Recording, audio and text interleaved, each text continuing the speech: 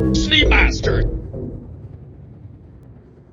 Hi everyone, Seamaster here with a review of the Drake Corsair. The Corsair became flyable with patch 3.17.4, so it's past time we review it and compare against the concept version. The Drake Corsair is a large multi-crew, multi-purpose ship that is 55 meters long and 56 meters wide with wings extended. It's not as long as a Constellation, but is more fleshed out internally than one. The ship has a crew capacity of up to 4 players, and each crew member has their own personal room. The captain has a room in front with a little more storage. There are no escape pods, so if there is serious damage, the crew will have to manually escape. The bridge of the ship has a seat in the front for the pilot with a decent view. Not too many struts, but there are some. There are plenty of MFDs to access information, even one tiny MFD right below you. Behind the pilot is a seat for the co-pilot that drops down, sort of like the Thunderbird show. The co-pilot can help deal with ship systems as well as access the remote turret.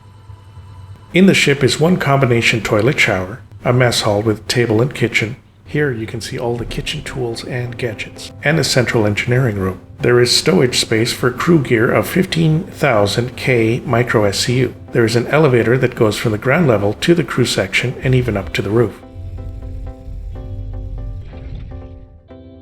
There is a docking port on the right side of the ship to dock horizontally with other ships or stations. The docking port has a storage closet and gun racks as well. In the back is a large cargo bay for up to 72 SCU. That's smaller cargo storage than the MSR or Constellation, but still decent for this ship. The cargo bay has a ramp that lowers down and even has floodlights. You can fit tons of vehicles in the Corsair cargo bay, which is surprising compared to other ships of similar size. You can fit all hover vehicles plus other ground vehicles like the Greycat PTV, Drake Mule, Greycat STV, the Tumbrel Cyclone series, and the Greycat Rock. In many cases, you could probably fit 2 or 3 of them in there at a time since there's so much space. You can fit an Ursa rover with some space left over on the side and even behind it for cargo. What you might not know is you can also fit some snub vehicles like the Merlin and Archimedes, if you are very careful. You can even fit the Anvil Pisces in the back, although it sticks out a bit. But you can still close the door. That means you could shove a Rescue Pisces in the back and use the Corsair as a heavily armored ambulance, or use it for exploring dangerous areas. The Corsair has mostly medium-sized components, but it does have one large shield generator. There are 2 size 2 hydrogen fuel tanks, 2 size 2 quantum fuel tanks, and 1 size 2 quantum drive. There are some VTOL engines on the Corsair to take off quicker on planets. Combat speed is 150 meters a second, and max speed is 949 meters a second. It is not a very fast ship. It's slower than the Cutlass, but it can travel a very long range for a ship its size. The Drake Cutlass has a ton of weaponry on it. The pilot has 4 size 5 gun hardpoints under the nose and another 2 size 4 hardpoints on the left side wing roots. By default, they come with 4 gimbal size 4 laser cannons in the nose and 2 gimbal size 3 laser cannons respectively, but you can switch them out to fixed guns for the larger size. Either way, they do a tremendous amount of damage for pilot-controlled guns. There are 2 manned turrets on the sides with dual size 2 laser repeaters on them. These turrets pop out a bit so you can aim the turrets to the front and back like the Hammerhead does.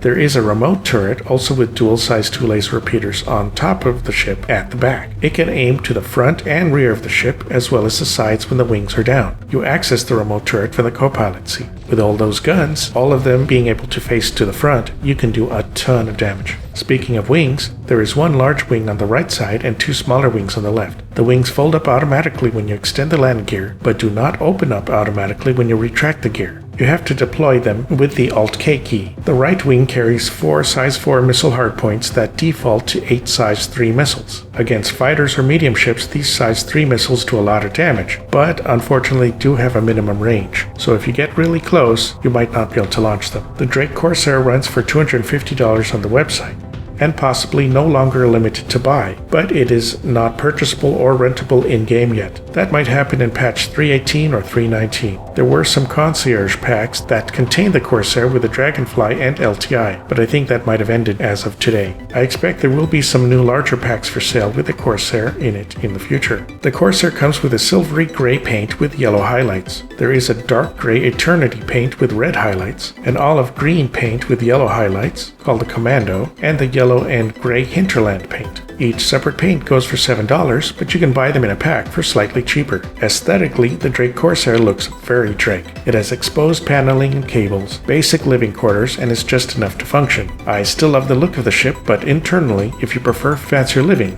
then the Corsair may not be for you. The numerous guns and missiles sticking out of the ship make it look very dangerous, and the lopsided wings give it a slightly unhinged look, which is good when you want to scare the enemy. Since the Corsair released, there has been time to test the various features of the ship. It's a great ship to use if you have a crew. The guns can take out medium to large ships very well, and if you change the guns to repeaters, then you could take out fighters as well too. Just make sure you have turret gunners since the ship is slow and turns slowly too. There's also a big blind spot below the ship and part of the rear, so be careful of fighters attacking from below. In fact, watch out for fighters in general. I recommend you have a small fighter escort if necessary, but a good crew on the turrets can help tremendously. You can also adjust the missiles to have more numerous smaller size 1 or 2 missiles, possibly up to 24 size 1 missiles, which can help in combat against fighters, or get fewer size 4 missiles to take out bigger targets. Size 4 missiles are almost torpedoes at that size. If you are close to an area to reload ammo, then fixed size 5 and 4 ballistic cannons can take out heavy ships very quickly, even hammerheads. You could also take a mix of laser and disruptor guns to disable ships and their shields very quickly, so the ship is adjustable for different targets. Corsairs can also function well as gunships against ground targets at fixed space locations. They are slow and have VTOL engines,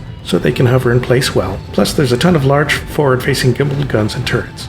The size 3 missiles also work well on ground targets, and you can switch them for many more size 1 or 2 missiles to provide huge rocket barrages on slow-moving targets. Think of the Corsair as a floating artillery and gun platform.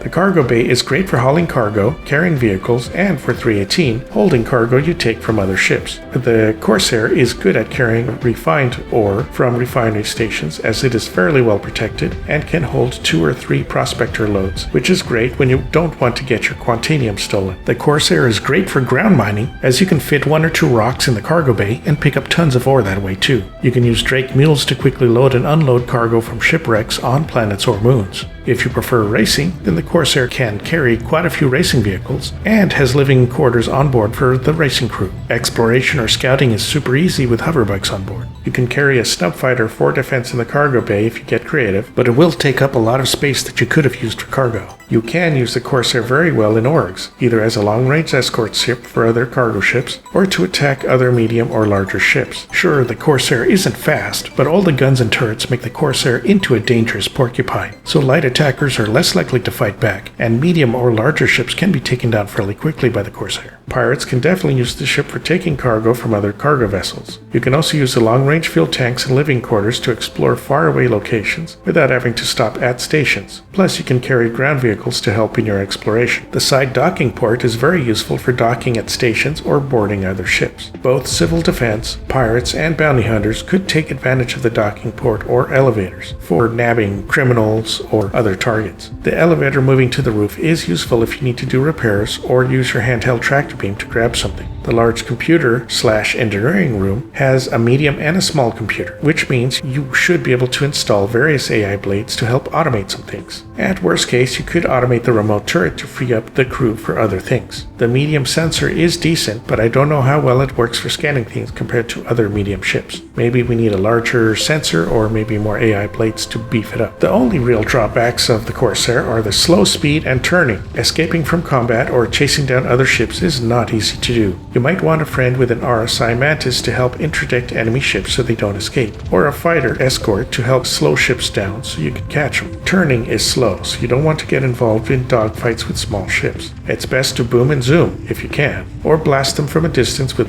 your larger guns and missiles, which are beyond the range of most fighter guns and missiles. The large wings can also be a problem. They get hit easily, and performing any maneuvers around other ships or buildings is very tricky. Landing can also be nail-biting due to the wing size. Also, if there's critical damage, you don't have escape pods. You'll have to run to the nearest exit and hope you escape the explosion.